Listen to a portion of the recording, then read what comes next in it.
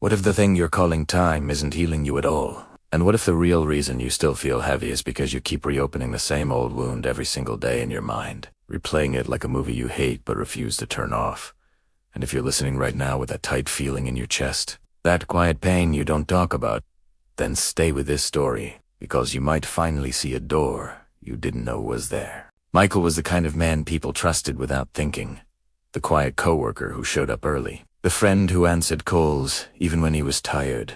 The son who tried to be strong for everyone else. And from the outside, he looked like he had it together. But inside him there was a cracked place he protected like a secret. He didn't cry in public.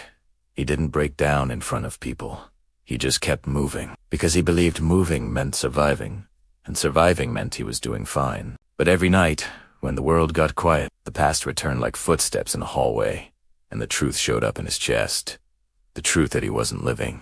He was just not dying. Years ago, Michael had a life that felt simple in a good way. Weekend dinners, music playing while he cleaned the kitchen, small jokes that made the day lighter, and a person he loved deeply. Not the kind of love that is allowed online, but the kind that makes you feel safe. When you're just sitting in silence. Her name was Emily, and she had this habit of looking at him like he was already okay, even on days he didn't feel okay. And maybe that's why he loved her so much, because she made him feel like his future wasn't something to fear. But then life did what life does. It changed fast, without asking permission, and one day turned into the day Michael still couldn't release. There was an argument, not a huge one. Not the kind that ends relationships in movies. Just a tired argument after a long week. Words said to sharp. Pride held too long, and Michael walked out of the room because he thought space would calm things down. He thought time would make it easier to talk. He thought, I'll fix it in the morning. And the morning never came the way he expected. Emily drove out to clear her head. Rain started falling harder than it looked from the window, and a single phone call split his life into before and after. He didn't even remember grabbing his jacket. Didn't remember how he got to the hospital. He only remembered the cold feeling in his hands, and the strange silence of fluorescent lights, and then the doctor's face that said everything before words even arrived. After that day, Michael didn't just lose Emily. He lost the version of himself that believed mistakes could be repaired. He became a man who lived inside if only I had stayed, if only I had said sorry, if only I had been softer, if only I had answered her call sooner, if only I had driven instead. If only, if only, if only. And because guilt is a liar that sounds like truth, Michael began believing he deserved to suffer. He kept her old voice messages. He reread the last texts until the screen burned into his mind. He avoided places that reminded him of her. Yet somehow he never stopped thinking about her, because pain became his connection, and letting go felt like betrayal. Months passed, then years, and the world around him kept moving like nothing happened. Friends got married. People posted happy photos. New music played on the radio, and Michael felt like an outsider watching life through glass. He smiled at work. He said, I'm good, when people asked, and he became an expert at looking okay. But his apartment felt like a museum of loss. Quiet, untouched, as if noise would disrespect the memory. One evening he sat by the window with the lights off, city glow reflecting in the glass, and he whispered a line he'd never said out loud before. I don't know how to stop living in that day. And that was the first honest sentence he had spoken to himself in years. The next few weeks was strange, not because anything dramatic happened, but because Michael started noticing how the past controlled his smallest choices. He would reach for a new shirt, and suddenly hear the thought, Emily would have liked the other one.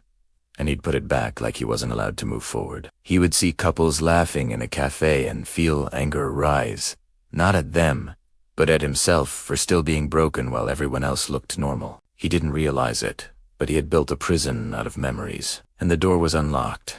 Yet he didn't walk out, because he had started believing pain was the price of love. Then a new neighbor moved into the building, an older man named Samuel with a calm voice and tired eyes, the kind of eyes that looked like they had seen storms and stopped running. Samuel would nod in the hallway, hold the elevator door, say simple things like evening, and keep it moving. Michael liked that, because he didn't want questions. He didn't want pity.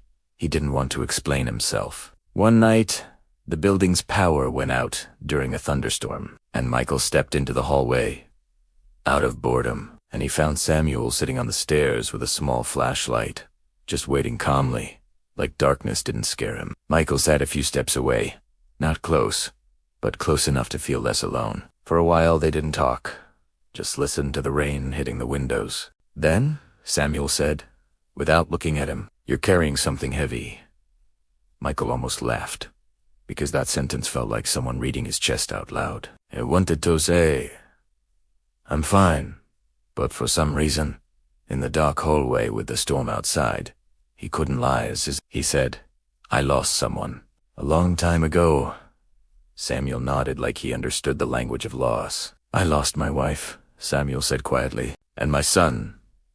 Michael turned his head, surprised, because Samuel didn't sound broken. He sounded steady. Michael asked, "How do you live with that?" Samuel took a slow breath and said, "At first, you don't. At first you just exist. Then one day you realize existing is not what they would have wanted for you." Michael felt something tighten in his throat. Samuel continued, "People think letting go means forgetting. It doesn't. Letting go means you stop bleeding on days that are not the day you got cut." That line landed hard. Michael stared at the floor, because it felt too accurate. Samuel said, "You can't change what happened, but you can change what you do with what happened." Michael wanted to argue, because part of him still believed suffering was the only honest response. But Samuel didn't debate. He just said, "Tomorrow, go for a walk. Not to run from the pain, just to prove to yourself you can take one step without permission from the past." The lights came back on later, and the moment ended like nothing big happened. But inside Michael, something small woke up. Not hope like fireworks, but hope like a candle, quiet and fragile, yet real. The next morning, he stood at his door for a long time, hand on the knob, mind racing. The past whispered, "What's the point?" But he remembered Samuel's voice, and he stepped outside anyway. The air was cold, and the city smelled like wet streets and morning coffee. He walked slowly, like his body had forgotten how to move without a reason. And then something happened that surprised him. For a few seconds, he wasn't thinking about the accident. He wasn't replaying the argument. He was just watching a kid laugh while chasing a dog on the sidewalk. The moment passed, but it mattered, because it proved the past didn't own every second unless he handed it over. Over the next days, Michael started doing small things that looked meaningless to anyone else, but felt massive inside him. He opened the curtains in the morning. He played music while making coffee instead of sitting in silence. He answered a friend's text instead of ignoring it. And each time guilt tried to rush in like a guard saying, "You're not allowed to feel better." That's the thing about grief mixed with regret.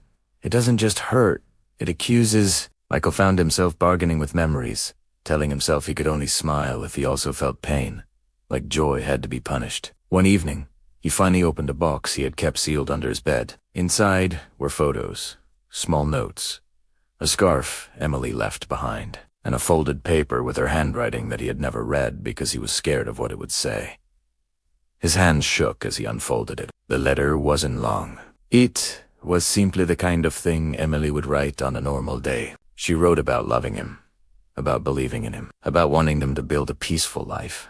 And near the end she wrote, "If we ever have a hard night, promise me we don't let it turn into a hard life." Michael's chest tightened like someone squeezed his heart. That sentence didn't feel like a message from the past. It felt like a message for right now. He sat on the floor and cried. Not the quiet, controlled tears he used to allow himself, but real tears, the kind that finally tell the truth. And as the tears came, he realized something that scared him. He had been holding on to pain to stay close to Emily. But the pain wasn't Emily. It was just pain. The love was in the moments they shared, in the way she cared, in the life she wanted for him. And if he kept choosing suffering, he wasn't honoring her. He was ignoring what she actually asked. The next day, Michael visited the place he hadn't visited in years, the cemetery. He used to avoid it because it made everything feel too real. But this time he went with a different purpose. He stood there with shaking breath and said out loud, "I'm sorry." He didn't just say sorry for the argument. He said sorry for the years he wasted punishing himself. He said sorry for making his life smaller when she wanted him to live bigger. And then, for the first time, he said something he never thought he could say. "I forgive myself." It didn't feel fully true yet, but it felt like a direction. As he walked back, he realized letting go wasn't a single decision. It was a daily practice. Some days he would feel strong, other days he would feel pulled back. And that was okay. Because healing isn't a straight line, Samuel told him. The past will knock. It always knocks, but you don't have to invite it in for dinner. Michael started writing in a notebook at night. Not poetry, not complicated stuff, just honest sentences. What he felt, what he missed, what he feared, and what he wanted. And slowly, the feelings became less like a storm and more like waves. Still strong sometimes, but no longer drowning him every night. Around this time, he found himself talking more to people. Not about everything, just a little more present. He started going to a small gym nearby, not to become a new person overnight, but to prove to himself he could still build strength. One day, while running on a treadmill, he caught his reflection in the mirror and realized something that surprised him. His face looked lighter, not happy, but lighter, like someone who finally put down a bag they were carrying for too long. And in that moment he understood a painful truth. The person he had been all these years, the broken man, wasn't his identity. It was his coping mechanism. He had been protecting himself from moving forward because moving forward meant accepting that the past was permanent. But the past being permanent didn't mean his pain had to be permanent too. One evening, Michael sat again by the same window where he once stared into darkness. But this time, the room light was on. The city outside looked the same, but he felt different inside it. He realized the world never stopped offering him chances. He was the one who kept refusing them because he thought he wasn't allowed to start again. He thought about how many moments he missed because he was mentally trapped in one day, and he didn't get angry at himself this time. He just felt honest, and honesty is the first step to change. He called Samuel and asked if they could talk, and Samuel came over with 2 cups of tea like it was the most normal thing in the world. Michael said, "I'm scared. If I let go, what if I lose her completely?" Samuel took a slow sip and said, "You won't lose her. You'll lose the wound, and you were never meant to keep the wound." Michael stared at the steam rising from the cup, and he realized how much of his life was spent confusing pain with connection. Samuel sighed, "The best way to keep love is to live the kind of life that love would be proud of." That sentence stayed with Michael. In the weeks that followed, he started doing something that once felt impossible. He started making plans. Not huge ones. Not change your whole life overnight plans. Just simple future plans. A weekend trip to a nearby town. A dinner with friends.